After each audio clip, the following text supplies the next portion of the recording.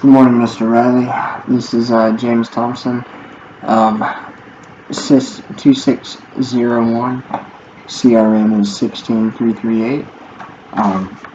This is going to be my brief presentation on how using anti-malware and antivirus software can help protect your company.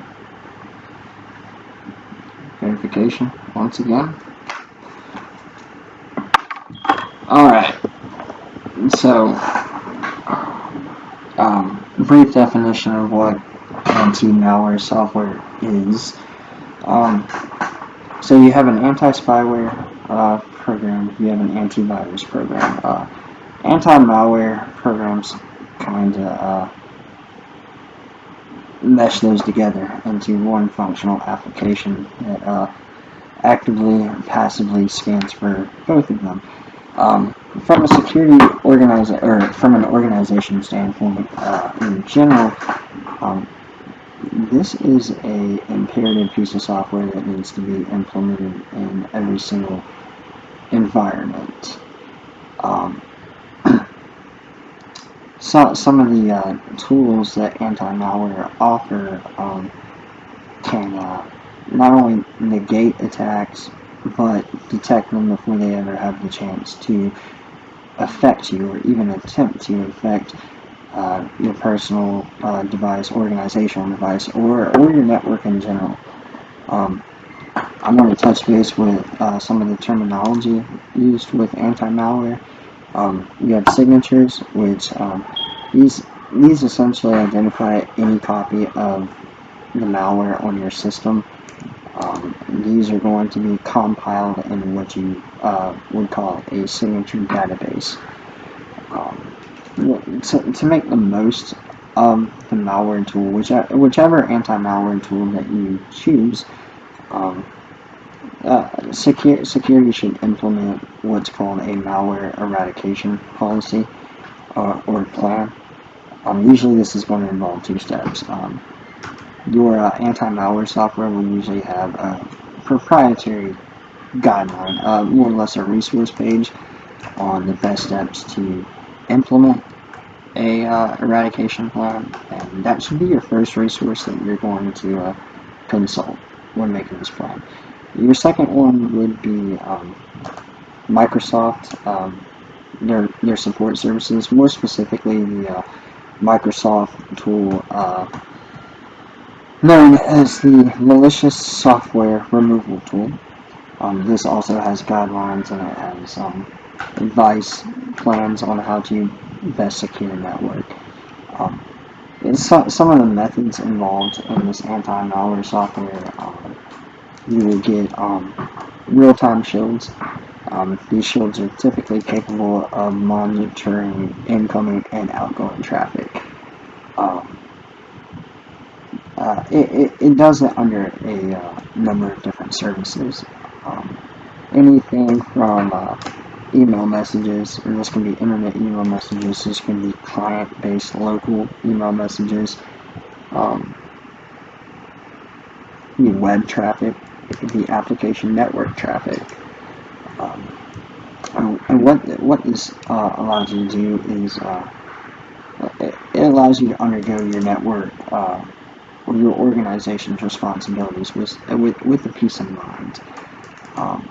You've got this application running in the background that's going to tap you on the shoulder, or rather pop up in the bottom right hand corner. It's going to say, hey, we recognize this. Here's your opportunity to do something about it. We call it, what do you want to do with it? At that point in time, you could use what they call quarantine. And this is basically an anti-malware's ability to take the signature that it's identified with this application and quarantine it. Quarantining essentially means putting it kind of like in a safe and locking the key. It keeps it in kind of a reserve database memory, but it allocates it in such a way that the program or the signature cannot affect your activity or productivity. It's guarded. And one of the benefits of quarantining is that the program cannot get back on your computer. You can choose to completely remove it, but there is a chance that it will get back on your computer again, and you would just have to repeat the same process. Quarantining kind of alleviates that, but it's really up to user discretion. The margin of susceptibility is small considering that it identified the signature in the first place. Chances are, it caught it the first time, it's going to catch it again. This is because the signature is a known signature. It is stored in the signature database. So, one of the common ways hackers like to, or malicious intended users like to create replica programs is they will take a virus, Trojan, horse, whatever, what have you, and they will slightly modify one of the signatures. In doing so, they hope to bypass the signature database. This typically doesn't work, but that's one of the most common methods. Typically, this is conducted by what they call script kiddies, who kind of piggyback on the shoulders of more skilled hackers. So some of the steps an organization can take to ensure proper security are pretty standard.